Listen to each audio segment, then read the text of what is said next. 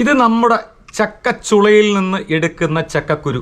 ഇതിൻ്റെ മാതള ഭാഗം നമ്മൾ അടർത്തി മാറ്റി നമ്മൾ മറ്റ് കറികൾക്ക് വേണ്ടിയിട്ട് നമ്മൾ എടുത്തു കഴിഞ്ഞു.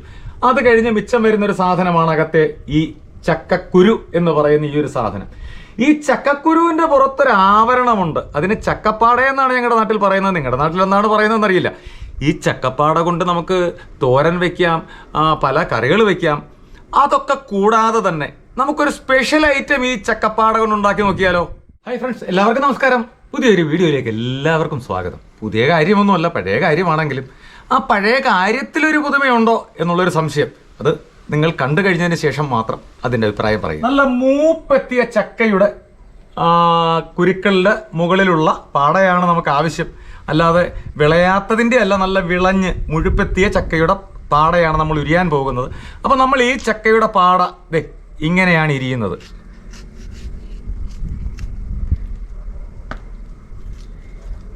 കുരു നമ്മൾ മാറ്റിയിട്ടു. ഇതാണ് ആ ചക്കയുടെ പാട എന്ന് പറയുന്നത്. ഇതിനെ നമുക്കൊന്ന് പ്രത്യേകമായി മാറ്റിയെടുക്കാം. ഇത്രയും ചക്കയുടെ കുരുക്കൾ, അതിലുള്ള പാടകളാണ് നമ്മൾ ശേഖരിക്കുന്നത്.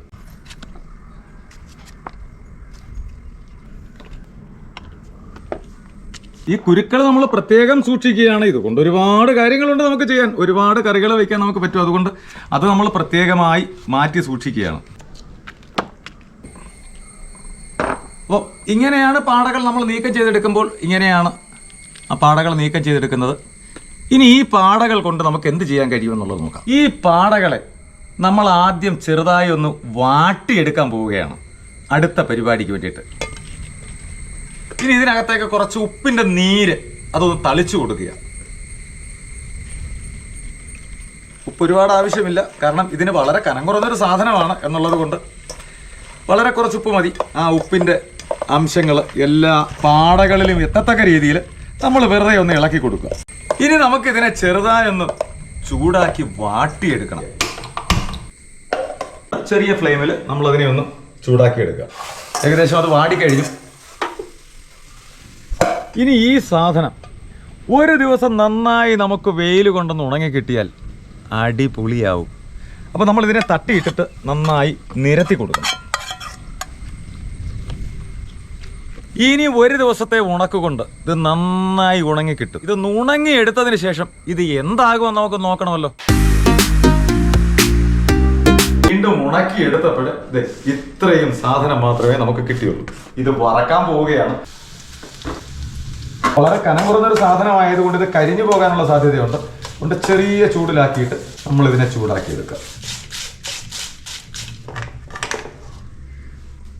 ചക്കപ്പാള, ചക്കയുടെ പോള കൊണ്ടുള്ള, ചക്കയുടെ കുരുവിൻ്റെ പോള കൊണ്ടുള്ള നല്ല ഒന്നാം തരം ചിപ്സ്. അതിൻ്റെ ചൂടൊന്ന് കുറയണം. വറുത്തെടുത്ത സാധനം പർപ്പടകം പോലെ പൊള്ളി നല്ല മൃദുവായിരിക്കുകയാണ്. ഇതിൻ്റെ രുചി എങ്ങനെയുണ്ടെന്ന് നമുക്കൊന്ന് നോക്കണമല്ലോ. ഞാനൊന്ന് കഴിച്ചു നോക്കാൻ പോവാ. പർപ്പടകം കഴിക്കുന്നത് എങ്ങനെയാണ് അതുപോലെ നല്ല കറുമുറാന്ന്, വളരെ കട്ടിയില്ലാത്ത, വളരെ നൈസായിട്ട് എന്ത് രുചിയാണെന്നറിയാമോ? വായിൽ വെള്ളം ഊറുന്നുണ്ടായിരിക്കാം. എപ്പോഴെങ്കിലും ഇതുപോലെ സമയം കിട്ടുമ്പോൾ നിങ്ങൾ ഇതിലുപോലെ ചക്ക കിട്ടുന്നത് വെറുതെ അതിൻ്റെ പാട കളയാതെ വല്ലപ്പോഴുമെങ്കിലും സമയം പോലെ അതിനെ ഒന്ന് ഉണക്കിയെടുത്ത് വറുത്ത് ഇതുപോലെ തിന്നണം. അപ്പോൾ ഈ വീഡിയോ നിങ്ങൾക്ക് ഇഷ്ടപ്പെടുകയാണെങ്കിൽ ലൈക്ക് ചെയ്യുക, ഷെയർ ചെയ്യുക, കമൻറ്റ് ചെയ്യുക, സബ്സ്ക്രൈബ് ചെയ്യുക. അതോടൊപ്പം പുതിയ വീഡിയോ നിങ്ങളുടെ മുമ്പിൽ എത്തുന്നതിന് വേണ്ടിയിട്ട് ആ ബെൽ ബട്ടൺ കൂടി ഒന്ന് അമർത്തണേ. പുതിയ വീഡിയോയുമായി എല്ലാവരുടെ മുമ്പിൽ വരുന്നതുവരെയും എല്ലാവർക്കും നമസ്കാരം.